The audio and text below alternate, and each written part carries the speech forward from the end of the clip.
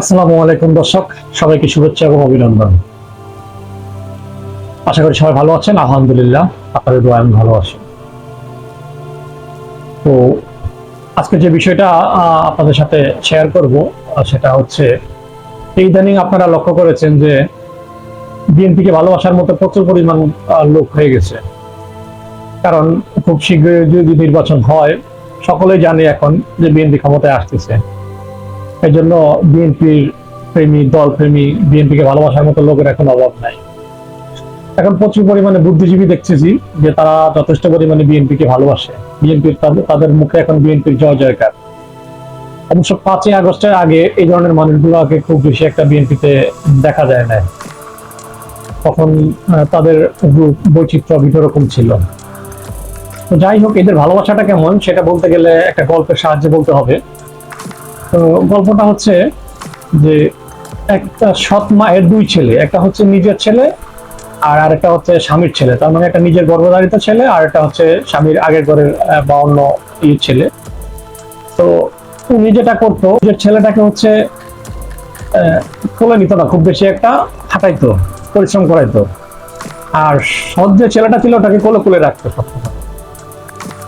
এতে যেটা হইতো যে গ্রামে ওনার খুব প্রশংসা সুনাম ছড়িয়ে গেছে যে দেখছো ওই লোকের ওইটা স্ত্রীটা অনেক ভালো, সে তার সৎ সন্তানটাকে খুব দেখে শুনে রাখতেছে, কোলে রাখতেছে, আদর করতেছে, এবং সে তার স্বামীর কাছেও যথেষ্ট পরিমাণে ভালো একটা জায়গা করে নিয়েছে। কারণ তার স্বামীর আগের সন্তানটাকে খুব বেশি একটা ভালোবাসতেছে। তো এটা মোটামুটি গ্রামে খুব আলোড়ন সৃষ্টি করতেছে এবং ওই মহিলারও জনপ্রিয়তা বেড়ে গেছে। তো একজন জিজ্ঞেস করলো, এক মহিলা একদিন এসে, যে আপা বা ভাবি, যে আপনি নিজের ছেলেটাকে এত কষ্ট করান, হাঁটান, পরিশ্রম করান, আপনার স্বামীর ছেলেটাকে এইভাবে কোলে কোলে রাখেন, কত আদর করেন, তো অনেক সুনাম।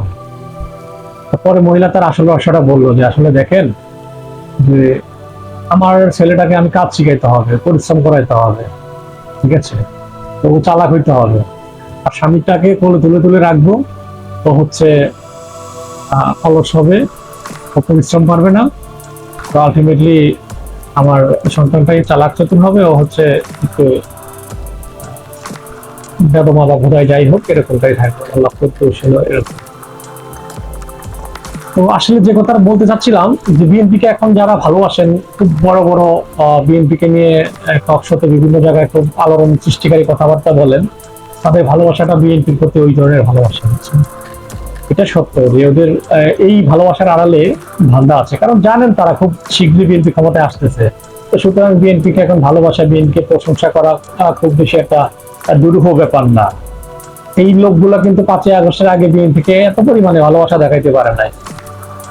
বিএনপিকে 5ই আগস্টের আগে যারা ভালোবাসছেন তাদেরকে দেখা গেছে কি অনেক ক্ষেত্রে এখন লাইমলাইটে অনেক দেখা যায় না। তারা সেই কক্সবাজার থেকে, টেকনাফ থেকে, চট্টগ্রাম থেকে, উত্তরবঙ্গ থেকে যখন বিএনপি কেন্দ্রীয় কোনো ডাক দিয়েছে তখন চলে আসছে। কিন্তু ধীরে ধীরে তাদের সংখ্যাটা এখন কমে যাচ্ছে। এখন বিএনপিতে নতুন নতুন লোকজনের অভাব নাই। হ্যাঁ, যদি আমার কথাও বলি, যে আমি বিএনপিকে ভালোবেসেছি বা সমর্থন করেছি, বিএনপি বিভিন্ন প্রোগ্রামে গেছি, কিন্তু আমার ওই পরিমাণ অবদান নাই যারা দূর থেকে এসে বিএনপির জন্য অকাতরে নিজেকে বিলিয়ে দিয়েছিলেন। তো এখন যারা বড় বড় লম্বা লম্বা কথা বলেন বিএনপির জন্য, আসলে তাদের ধান্দাটা হচ্ছে অন্যরকম। তারা হচ্ছে থার্ড অ্যাঙ্গেলে খেলেন। এখন থার্ড অ্যাঙ্গেলে খেলেন, কেমন খেলেন সেটা বলতে গেলে আপনাদেরকে বোঝাতে, যারা ক্যারাম বোর্ড খেলেছেন তারা অবশ্যই জানেন যে থার্ড পকেটে কিভাবে খেলতে হয়।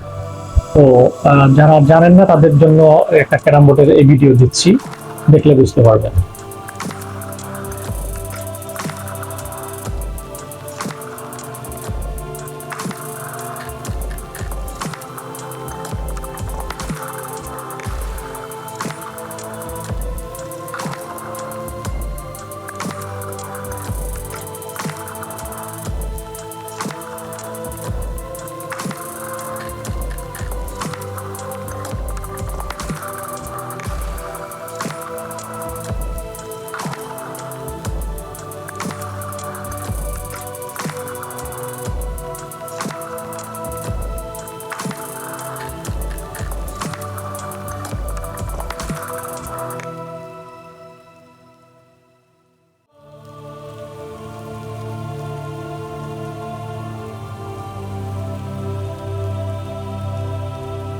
তো এই যে ভিডিওটা দেখলেন, এটা দেখলে বোঝা যায় যে প্লেয়ার একদিকে খেলছে, কিন্তু তার টার্গেট, তার গোল কিন্তু ছিল অন্য পকেট। সে যেখানে মানে তার গুটিটা সে যেভাবে নিতে চেয়েছে, তার টার্গেটটা যেখানে ছিল, গুটিটা কিন্তু সেই পকেটে চলে গেছে। কিন্তু সাধারণ একটা চোখে যে জানে না ক্যারাম বোর্ড খেলাটা, সে মনে করবে যে আসলে এটা কিভাবে সম্ভব, ও মারলো এইদিকে, গুটি তো এইদিকে যাওয়ার কথা, কিন্তু সেটা গুটিটা এই পকেটে কিভাবে গেল। তো এটা হচ্ছে যারা এই সমস্ত ব্যাপারগুলো নিয়ে চিন্তা ভাবনা করে, রাজনীতির খেলাটা যারা বোঝে তারা বুঝতে পারবে যে এদের এই প্রশংসাটা কোন ধরনের, এদের গোলটা কি, এদের ধান্দাটা কি। আর যারা নতুন প্লেয়ার, নতুন রাজনীতিতে আসছে বা এই রাজনীতি সম্পর্কে খুব বেশি একটা অবগত না, তারা কিন্তু তাদের এই ধান্দা, তাদের এই প্রশংসা বুঝতে পারবে না। আসলে এটাই হচ্ছে রাজনীতি। এখানে এরা থার্ড অ্যাঙ্গেলে খেলে, এদের আসল যে উদ্দেশ্যটা ওরা হাসিল করে। আর যারা হচ্ছে দিনে রাতে পরিশ্রম করে কাটার মতো খেটে রাজনীতিতে জড়ায় গেছে, নিজের ধন সম্পত্তি পরিবার সবকিছু উৎসর্গ করছে, তারা কিন্তু দিন শেষে লুজারি থেকে যায়। তো আশা করি বিএনপি এই ধরনের লোকগুলাকে খুব বেশি একটা প্রায়োরিটি দিবেন না। সেটাই বিএনপির কাছে সাধারণ যে বিএনপির জনসমর্থক আছে তাদের অবশ্যই এক্সপেকটেশন এরকমই থাকবে। আসলে বিএনপির জন্য কোনো থিঙ্ক ট্যাঙ্কের প্রয়োজন নাই, কারণ বিএনপির যে জনপ্রিয়তাটা ভিত তৈরি করে গেছেন জিয়াউর রহমান, যেটা খালেদা জিয়া এখন পর্যন্ত ত্যাগ স্বীকার করে তিনি তার কথাবার্তার মাধ্যমে এখন পর্যন্ত যেটা মানে ধরে রাখছেন, এই জন্য বিএনপির আলাদা কোনো থিঙ্ক ট্যাঙ্কের প্রয়োজন নাই। কারণ সাধারণ জনগণ যারা বিএনপিকে ভালোবাসে, তারা বিএনপি সম্পর্কে জানে যে আসলে বিএনপি কি। আর তারেক রহমানের প্রশংসা করা লাগে না, কারণ তিনি দলটাকে যেভাবে ধরে রাখছেন, এটা দলের কর্মী, সাধারণ জনগণ সবাই মানে ইজিলি বুঝতে পারে যে তারেক রহমানরা কিভাবে যে বিএনপিটাকে ধরে রাখছে। এবং অদূর ভবিষ্যতে তারেক রহমান যদি বিএনপি নেতৃত্বে আসেন বা দেশের সরকারের নেতৃত্বে আসেন, জনগণ এই মুহূর্তে মনে করে যে এখন তার বিকল্প খুব কম আছে। এটা সত্য। এখন অনেকে বলতে গেলে বলবেন যে এই কথা শেখ হাসিনাও বলছে, আসলে ওই প্রেক্ষাপটটা, ওই কথাটা আর তারেক রহমানের জনপ্রিয়তা, জনগণের প্রতি তার এক্সপেকটেশন এর আলোকে এটা খুবই ভিন্ন জিনিস।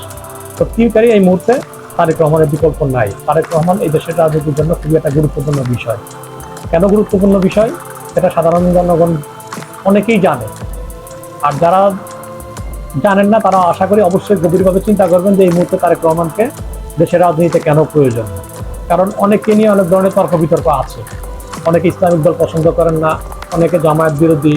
এখন নতুন দল এনসিপি আসছে, তাদের প্রতি মানুষের একটা আশা ভরসা ছিল, কিন্তু তাদের বিভিন্ন কর্মকাণ্ডের কারণে মানুষ অনেকটা তাদের প্রতি যে আশাটা ছিল সেটা কমিয়ে নিয়েছে।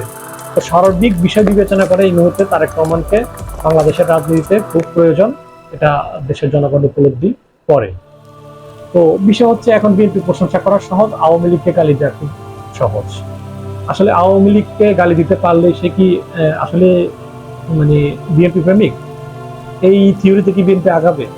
এই থিওরিতে বিএনপিকে আগানো কোনোভাবেই উচিত হবে না। কারণ আওয়ামী লীগের আমলে আমরা দেখেছি যে অনেকেই তারেক রহমানকে মুখে তুলে, খালেদা জিয়াকে মুখে তুলে খুব বিশ্রী বিশ্রী কথাবার্তা বলতো, গালি দিত। তো তারা আলটিমেটলি আওয়ামী লীগের দুঃসময়ে খুব বেশি একটা ভূমিকা রাখতে পারে নাই। তো আসলে রাজনীতি এটা একটা ভিন্ন কালচার। আমি খালেদা জিয়াকে যতদিন বক্তব্য দিতে শুনেছি এখন পর্যন্ত, উনি যে ত্যাগ স্বীকার করছেন, উনি আওয়ামী লীগের বিরুদ্ধে শেখ হাসিনাকে মুখে নিয়ে খুব বেশি একটা বাজে কথা, কটু কথা বলেন না। তাই বলে কি ওনার জনপ্রিয়তা কমে গেছে? তারেক রহমান প্রথমত খুব বেশি কখনো শেখ মুজিবকে নিয়ে, শেখ হাসিনাকে নিয়ে কখনো মুখে তুলে তীর্যক ভাষায় কথাবার্তা বলতেন না, কিন্তু অবশেষে হয়তোবা বাধ্য হয়ে ওনাকে এত পরিমাণে ওনার বিরুদ্ধে বলা হয়েছে, শেষ পর্যন্ত হয়তো উদাহরণ দিতে গিয়ে কিছু কিছু জায়গায় উনি মুখে তুলে নিয়েছেন। কিন্তু এখন তারেক রহমান কিন্তু ওই আওয়ামী লীগকে বা অন্য কাউকে মুখে নিয়ে এইভাবে গালিগালাজ করে বা মন্দ কথা বলে কিন্তু বক্তব্য দেন। এটা হচ্ছে রাজনীতির শিষ্টাচার। তো অতি উৎসাহী দেখাইতে গিয়ে, বিএনপিকে অতি ভালোবাসা দেখাইতে গিয়ে যারা হচ্ছে অন্য দলকে গালি দিয়ে বিএনপির প্রতি কাছে যেতে চান, আমি মনে করি তাদের এই ধারণাটা ভুল। তারেক রহমান তার রাজনৈতিক সিদ্ধান্তের ক্ষেত্রে যথেষ্ট পরিমাণ চতুর। তাকে খুব বেশি ইমোশনাল ভাবাটা ঠিক হবে না, আবার খুব বেশি বোকা ভাবাটাও ঠিক হবে না।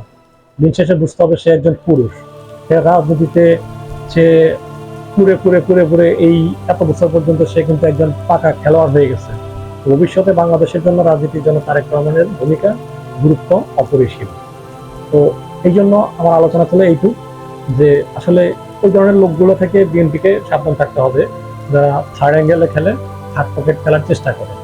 বিএনপিকে ভালোবাসার জন্য কোনো থিঙ্ক ট্যাঙ্কের প্রয়োজন নাই, কোনো বুদ্ধিজীবীর প্রয়োজন নাই বিএনপিকে প্রমোট করার জন্য। বিএনপি নিজেই নিজের প্রমোশন অলরেডি করে নিয়েছে। বিএনপি প্রমোশন জিয়াউর রহমান করে দিয়ে গেছে। বিএনপি প্রমোশন খালেদা জিয়ার বেঁচে থাকা, তার মুখ থেকে বুদ্ধিদীপ্ত দু একটা কথাবার্তা এখনো বিএনপির প্রমোশন। তারেক রহমান যে মানে খুবই বুদ্ধিভিত্তিক কথাবার্তা এখনো বলে, এটাই বিএনপির প্রমোশন। এর বাইরে বিএনপিকে প্রমোশন করার জন্য খুব বেশি কাউকে বুদ্ধিজীবী হওয়ার আমি মনে করি প্রয়োজন নাই। আর যারা করতেছেন তারা আমি মনে করি এটা সম্পূর্ণভাবে চাটুকারিতা, এবং এতে খুব বেশি বিএনপির উপকার হবে না, বরঞ্চ তাদের কথাবার্তা দেশের মধ্যে একটা বিতর্ক সৃষ্টি করে। আশা করি সবাই এই সমস্ত বুদ্ধিজীবী থেকে সতর্ক এবং সাবধান থাকবেন। ধন্যবাদ সবাইকে। আসসালামু আলাইকুম।